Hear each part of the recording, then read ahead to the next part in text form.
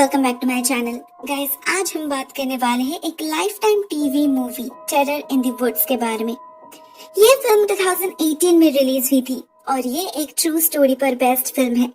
This film is directed by DJ voila और इस film की IMDb रेटिंग है 5.7 आउट ऑफ 10। हमेशा की तरह हम पहले इस फिल्म के प्लॉट को जानेंगे और उसके बाद बात करेंगे रियल स्टोरी के बारे में। तो चलिए अभी इस वीडियो को स्टार्ट करते हैं। दोस्तों, ये कहानी है अटलांटा में रहने वाले एक 12 साल की लड़की रेचल के बारे में। वो 6th स्टैंडर्ड में पढ़ती है। आज उसका पहला दिन है मिडिल स्कूल में, तो वो काफी नर्वस है क्योंकि वो ज्यादा सोशलाइज नहीं कर पाती। पिछले स्कूल में उसके कोई भी दोस्त नहीं थे, सभी उसे वियर्ड बुलाते थे।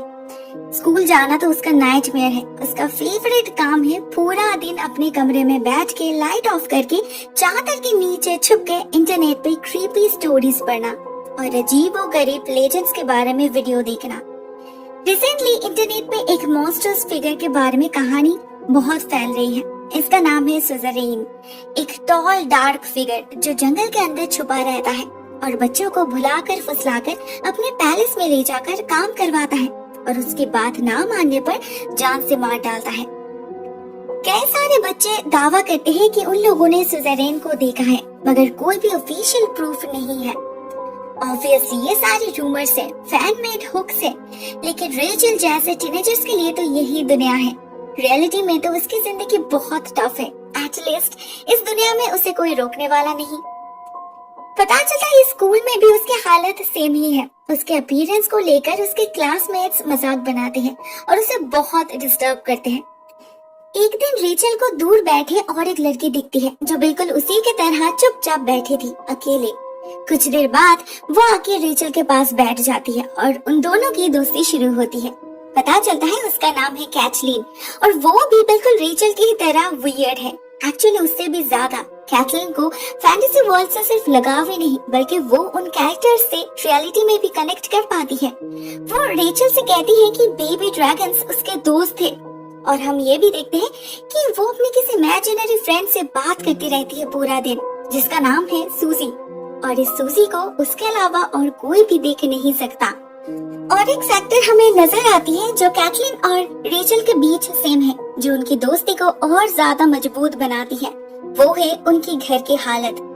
रेचल अपने स्टेप डैड के साथ रहती है, उसकी मॉम उनके साथ नहीं रहती।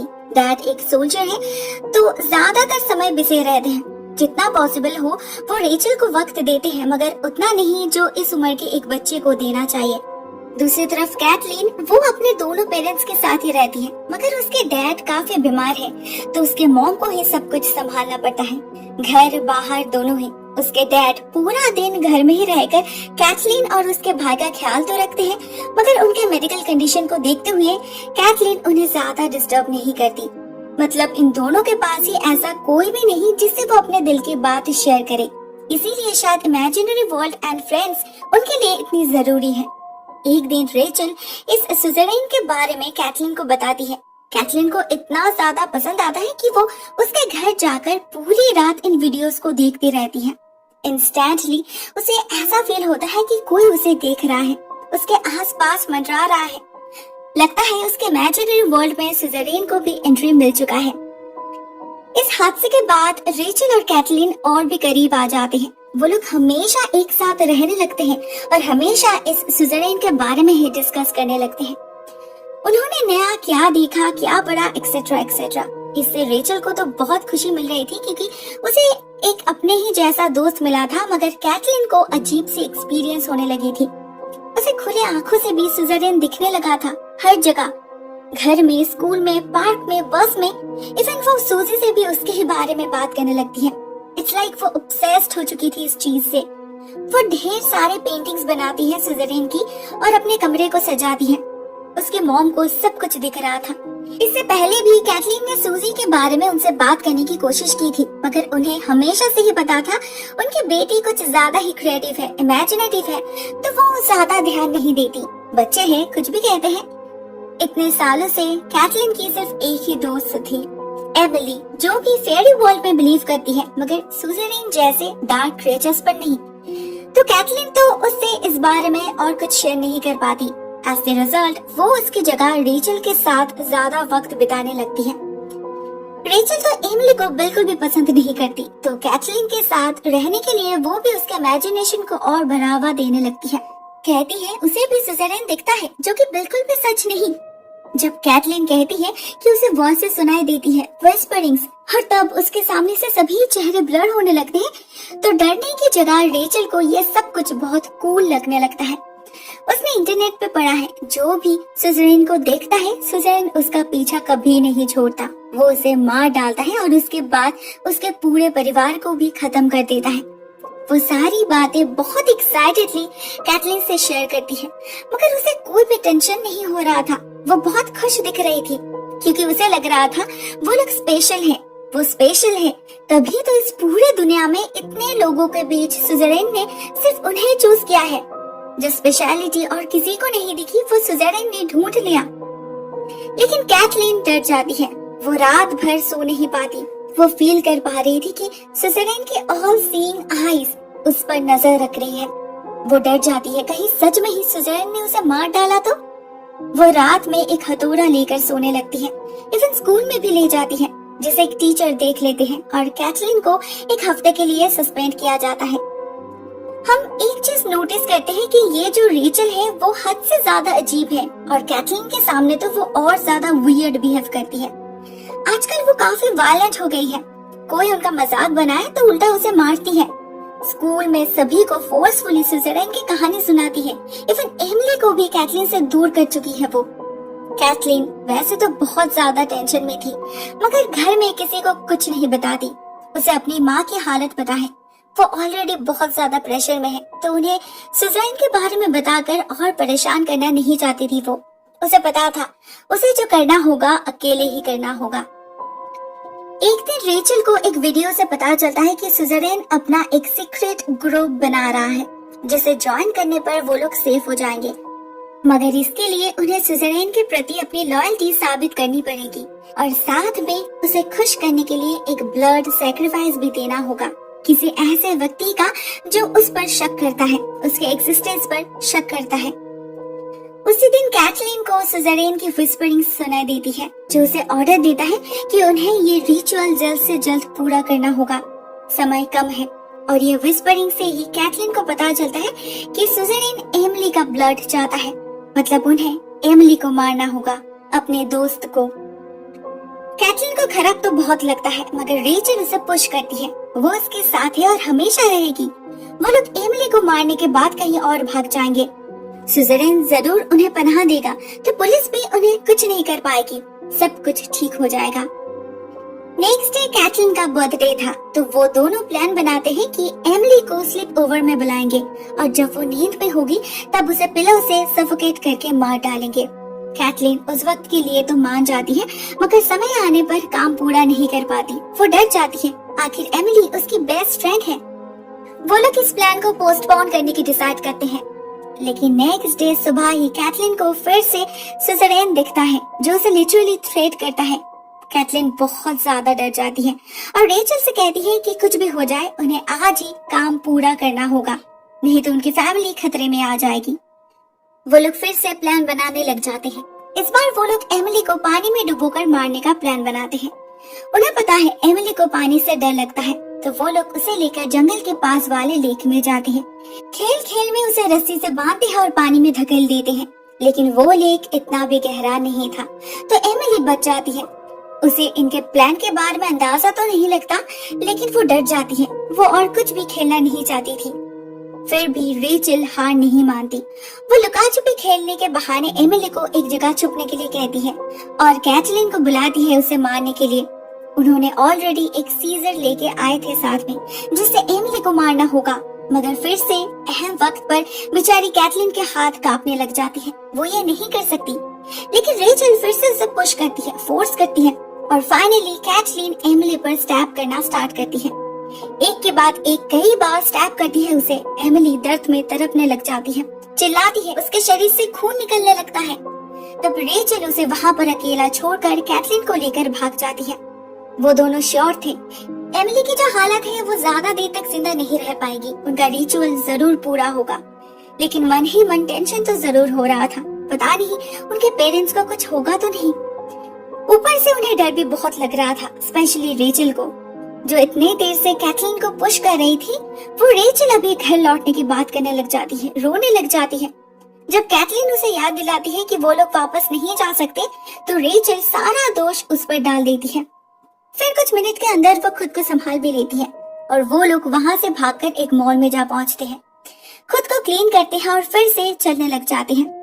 उधर हमें पता चलता है इतना खून बह जाने के बाद भी एमिली जिंदा थी। एक आदमी वहां से गुजरते वक्त उसे रेस्क्यू करते हैं। एमिली को हॉस्पिटलाइज किया जाता है और पुलिस के आने पर वो पुलिस को कैथलीन और रेचल का नाम बता देती है। पूरे शहर में अलर्ट जारी किया जाता है, मगर पुलिस को ज्यादा ढूंढना नहीं पड़ता। उसी शाम एक पेट्रोलिंग कार को ये दो बच्चे दिखते हैं रोड साइड पर हेल्पलेसली बैठे हुए। जब ऑफिसर उन्हें स्टेशन ले जाने लगते हैं, बताते हैं उनके पेरेंट्स उनके लिए वहाँ पर वेट कर रहे हैं, तो वो दोनों ही बहुत खुश हो जाते हैं। उनके पेरेंट्स जिंदा हैं, मतलब वो रिचुअल सक्सेसफुल रहा। तब भी कैथलीन को सूजी दिख रही थी, जो उसे अश्योर करती है कि सब कुछ ठीक हो जाएगा। मतलब इतनी बड़ी जुर्म करने के बाद भी उन्हें किसी भी पॉइंट पर कुछ भी एहसास ही नहीं हुआ। होता भी कैसे?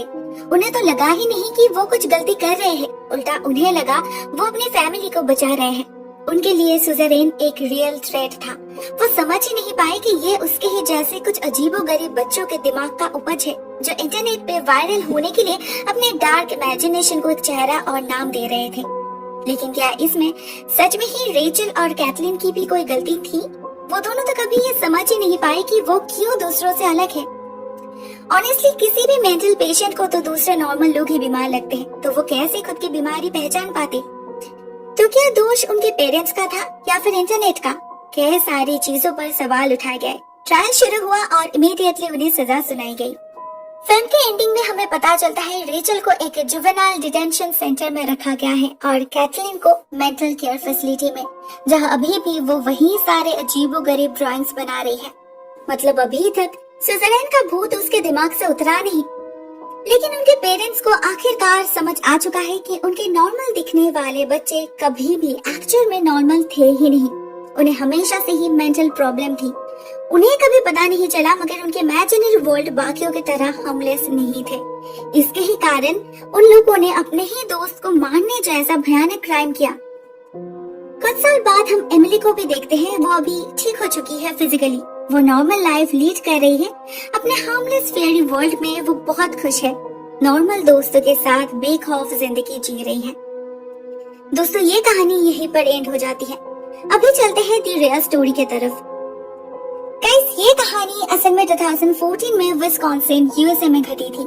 12 साल की लड़की अनीशा और मॉर्गन ने अपने ही दोस्त पेटन को बहला फुसलाकर एडवेंचर के नाम पे जंगल में लेकर गए और चाकू से 19 बार स्टैब करके उसकी जान लेने की कोशिश की। वो लोग पिछले कई महीनों से ये मर्डर प्लान कर रहे थे, मगर ना उनके पेरेंट्स को कभी कुछ पता चला, ना खुद पेटन को कुछ भनक लगी।